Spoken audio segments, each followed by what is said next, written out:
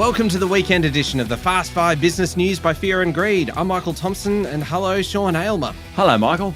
Sean, on weekdays, it's all about the Fast 5, the top 5 business stories in 5 minutes. On the weekend, we still keep it to 5 minutes, but we are going to pick out the biggest story of the week, the sleeper story, one that's flying under the radar, the most remarkable business story, and our favourite story. Let's jump straight into it. What was the biggest story of the week? I think what happened in markets, the S&P ASX 200 closed in almost on a record high, thanks in large part to Commonwealth Bank's run. Commonwealth Bank pushed through $130 for the first time ever. It's now worth $217 billion, which is about twice as much as the next biggest bank, National Australia. Bunch of companies hit record highs this week. JB Hi-Fi, Bendigo Bank, REA, the insurance broker Steadfast, software outfit Technology one, Xero was another one.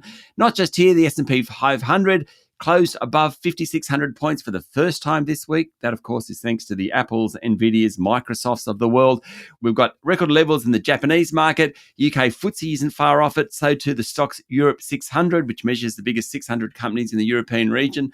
Everything going crazy in markets until Thursday night, Australian time, Friday morning. US CPI figures came out. They were weaker than expected. Suddenly, on a dime, investors turned. They became more worried about a slowdown in the economy than confident about growth because interest rates will be cut. Suddenly, the whole mood changed. Quite a remarkable week.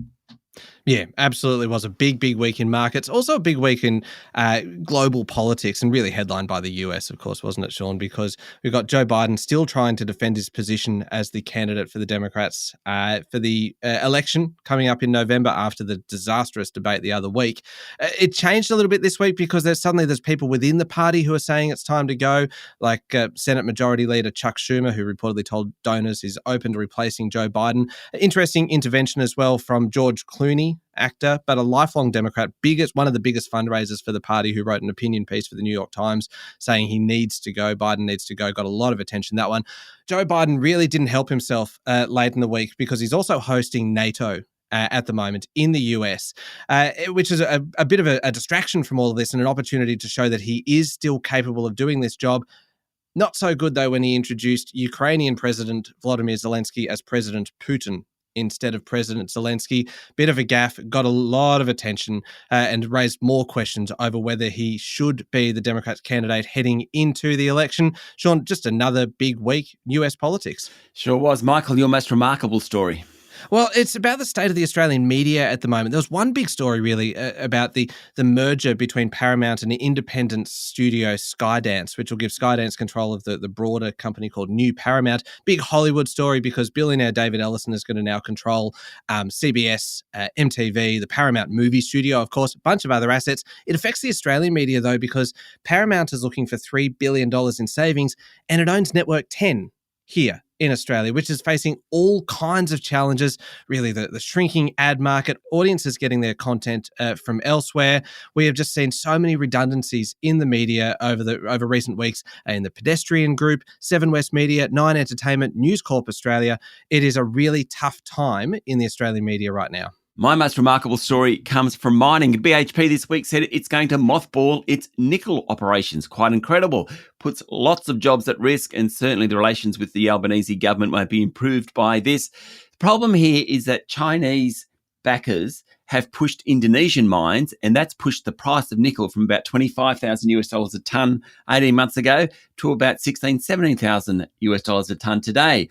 All these local miners now are shutting up shop on nickel. Nicola and Andrew Forrest have done so. We've got BHP mothballing its mines. Quite remarkable that a whole segment of BHP's business can just shut up shop. Remarkable. Yeah, it is a remarkable story. What about a sleeper story? Have you been able to find one for us, Sean? Well, look, I don't mean to be rude to people listening, but, I think we all need to spark up a little bit. Things actually aren't so bad in the economy. Okay, it's better for some than others. Renters who don't earn much income are finding it hard, but that's always the case. The labour market in Australia is strong. Unemployment's at 4%. People have jobs. Inflation is falling. Okay, a rocky road, but the trend is our friend. It's going down. We've also just received tax cuts as part of the Stage 3 taxation changes. There's been all sorts of indexation of payments that kicked in on July 1. Yet, we are still gloomy as judged by the Westpac Melbourne Institute Consumer Sentiment Survey. Problem with this is that the mood does nothing to help the economy because grumpy people mostly don't spend as much as happy people. But if we all were just a bit happier and realised things aren't too bad, we could actually stop talking down the economy and things might be a bit better. That's a good sleeper story, Sean. Let's move to the favourite story of the week. Can I nominate one for this? Please.